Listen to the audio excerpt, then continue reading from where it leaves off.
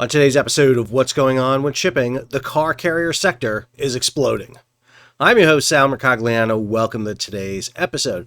So when we usually talk about car carriers exploding on this channel, they're usually exploding. And we've covered quite a lot of them. Fremantle Highway, Gran Costa d'Avorio. If it's burned in the past 3 years, we've probably looked at it. And that starts the whole debate with electrical vehicles and internal combustion engines, which we're not getting into today. Instead, what we're talking about is a story out over at Splash 24/7 that's talking about the growth in the car carrier sector, how that sector, those types of ships, are on the increase in both numbers and size. If you're new to the channel, hey, take a moment, subscribe to the channel, and hit the bell so you'll be alerted about new videos as they come out. So here's the story over at Splash 24/7, our good buddy Sam Chambers. Car carrier fleet poised to expand by 40%. So as Sam talks about here, the PCTC, this is pure car and truck carrier market, where daily rates have been in six-digit territory for months on, is set to grow in size by around 40%, and this is per Alpha Liner. Claiming that the PCTC market remains buoyant is an understatement when the new building order book has reached an all-time high. So Clarkson, that tracks this data, is showing that the order book right now is standing at 35%. In other words, 35% of all ships on order right now are PCTCs. The only one that's even larger is the LNG market.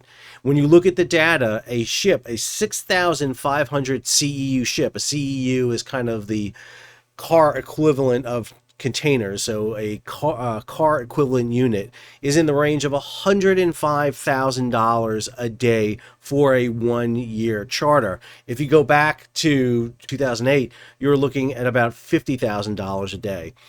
Close to 40 firm car carriers have been contracted year to date, with slew of the largest ever contracted, while last year saw 88 units firmed up, mostly across Chinese shipyards.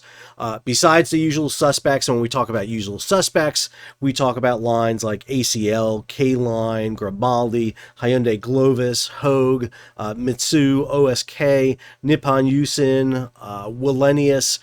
Basically the big large ones. We're also seeing some new ones out there, such as Seaspan Corporation, H-Line Shipping, as well as Atlas Maritime. We're also seeing some new liners jump in. HMM and CMA CGM have entered the sector. This is at the same time that Maersk has pulled out of it, as have some Chinese automotive brands. While MSC, Mediterranean Shipping Company, is making a bid for Graham Car Carriers GCC, a $700 million bid. So as Sam notes here, one of the reasons we're seeing for these surging rates has to do with changing trade patterns. Cars are being shipped over greater distances, largely due to the Houthi causing vessels to go that longer route around Africa. This means Chinese exports going to Europe are going longer distances. As you're adopting these electrical cars, they are heavier, meaning you need stronger vessels, larger car decks, more strengthened car decks to be able to haul this.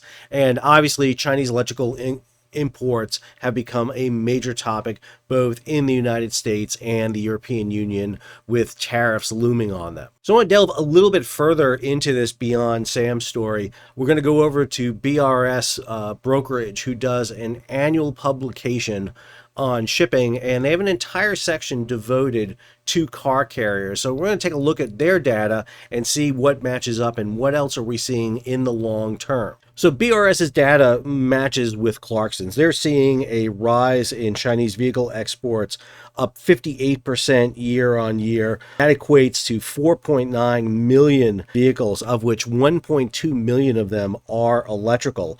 When you look at the charter rates, Sam had that stat there for a 6,500 CEU vessel for 1 year at $105,000 per day. If you look for about a mid-size carrier, about a 4,900 CEU vessel, it is going for mid-40s a day on a 5-year charter. This means that in the span of a 5-year charter, you're going to get $82 million. You basically pay for the vessel in the first 5 years. Same goes for a Panamax vessel capable of carrying about 6,500 CEUs. That's going for about mid-60,000 per day. That's about $110 million over the cost of its 5-year contract. These numbers are really interesting chart-wise for looking at the fleet evolution.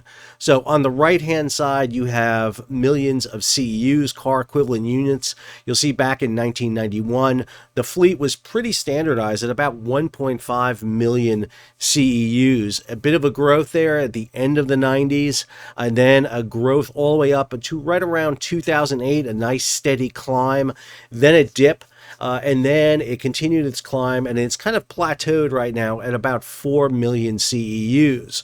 When you look at new ship deliveries versus demolitions, obviously the 2008 economic crisis had the biggest impact. You can see the demolition of 108 ships that following year, 35 the year after that, but you do see some new orders going in. So definitely the order book is showing that the growth of the fleet, now with a capability to carry about 4 million cars. It is the current order book that is absolutely fascinating to look at. So we're looking right now at a fleet size, all told, out in the fleet of about 723 vessels, over 1,000 CEUs. That's the equivalent of 4.1 million CEUs. Average age is about 16 years old. However, on the order book right now, we have about 205 ships.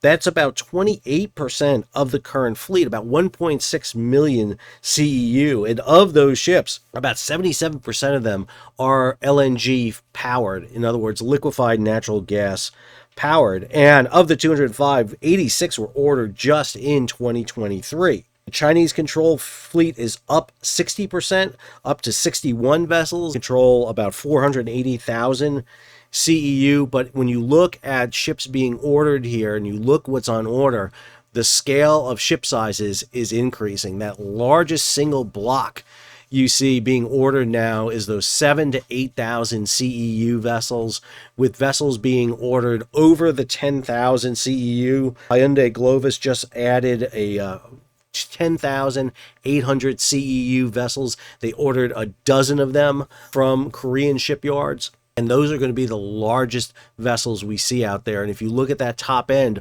all those vessels are currently on order. So hop on over to MarineTraffic. These are car carriers that originated in China heading outbound. And you can see how the route around Africa is elongating out this travel instead of heading through the Red Sea because of the Houthi, largely too because of the capture of the Galaxy Leader, that vessel that was grabbed by the Houthi early on back in November. We see the car carriers taking their longer circuitous route around Africa. That is adding voyage time to this, and therefore you need more vessels. You can see the vast number of vessels loading in and coming in and out of China here. And then even coming across the Pacific, you can see these vessels going across. Here's the Eastern Highway heading to Mexico. Right above it is Viking Drive heading to the United States. Defang Jiang Li Ming Hao, I know I got that wrong, sorry, heading to Mexico. Tarago heading to the United States. Treasure heading to Colombia. Lake Fuxian heading to the United States. Grand Vision, United States, and Jiang Fortune heading down to Mexico. A lot of car carriers are heading into Mexico these days. The cars get finished down there, completed, or then transloaded and railed up into the United States. So we're seeing more car movement across the entire planet. So the car carrier sector is not a massive one in terms of global shipping, pales in comparison to bulk, to oil, to containers, but it is significant, and we're about to see big changes come in as countries impose tariffs potentially on Chinese imported cars. It is the Chinese export market that is growing tremendously, and the issue with electrical cars and alternative fuel cars. So a lot going on in this sector, and it's becoming really expensive to get your hands on a PCTC, a pure car truck carrier out there. I hope you enjoyed today's episode. If you did, hey, take a moment, subscribe to the channel, and hit the bell so you'll be alerted about new videos as they come out. Leave a comment, share it across social media, and if you can, support the page. How do you do that? You hit the super thanks button down below, or head on over to Patreon and become a monthly or yearly subscriber. Till our next episode, Sal, signing off.